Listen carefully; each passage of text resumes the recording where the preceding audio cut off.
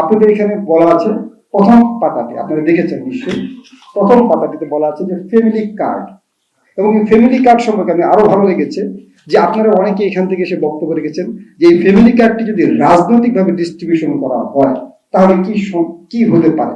এবং সেটি আপনারা বলেছেন যে দেখা যাবে যে আপনারা সেখানেও যারা তার আত্মীয় স্বজন কিংবা ওই দলের সদস্য তার মাধ্যমে আপনারা এটা ডিস্ট্রিবিউশন হয়ে যাবে এবং প্রপার যাদের দরকার তারা পাচ্ছেন না। এই ব্যাপারেও কিন্তু আমাদের সুনির্দিষ্ট পরিকল্পনা আছে।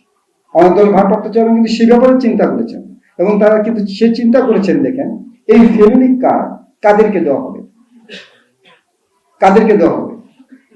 আমি দর্শকদেরকে জিজ্ঞেস করছি, যারা আপনারা অডিয়েন্স বসে আছেন, হতদরিদ্র নারী সদস্য, একজাকে ফ্যামিলির যে নারী সদস্য তাকে কিন্তু এই কার্ডটি দেওয়া হবে। কেন তাকে দেওয়া হবে? কারণ আপনাদের পুরুষতান্ত্রিক সমাজে আপনি যদি ফ্যামিলি কার্ডটি পুরুষদেরকে দেওয়া হয় তারা দেখা যাবে এই যে অর্থটি আছে এই অর্থটি তারা ওই চা চক্রে ওইটি ব্যয় করে দিবেন, তারা সংসারের কাজে আর ব্যয় করবে না। এই জন্য ওই সুদূর প্রসারে চিন্তা ভাবনা করে শুধু নারী সদস্যদেরকেই কিন্তু এটি দেওয়া হচ্ছে।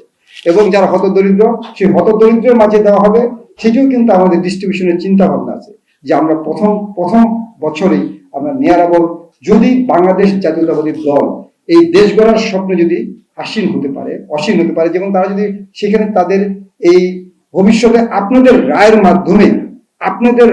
মাধ্যমে যদি দেশ গঠন করার সুযোগ পায়, তাহলে প্রথমে আমরা প্রায় 50 লাখ নারী সদস্যকে এটি আমরা দিব, 50 লক্ষ নারী সদস্যকে। তাহলে আপনি হিসাব করেন যদি আপনার 5 বছর একটি সরকার থাকে তাহলে 2.5 কোটি নারী সদস্যদেরকে দেওয়া হয়। এবং আমাদের একটি পরিসংখ্যানগুলোর হিসেব মতে প্রায় দেখা যাচ্ছে যে এই দেশে হতদরিদ্র নারীর সংখ্যা প্রায় 4 কোটি।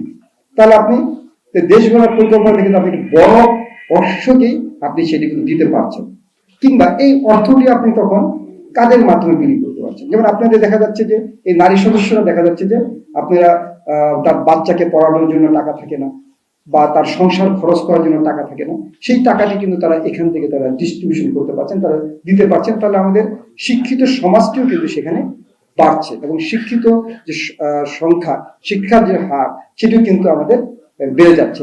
এর পরোক্ষ প্রভাব পড়ছে সেই ক্ষেত্রে।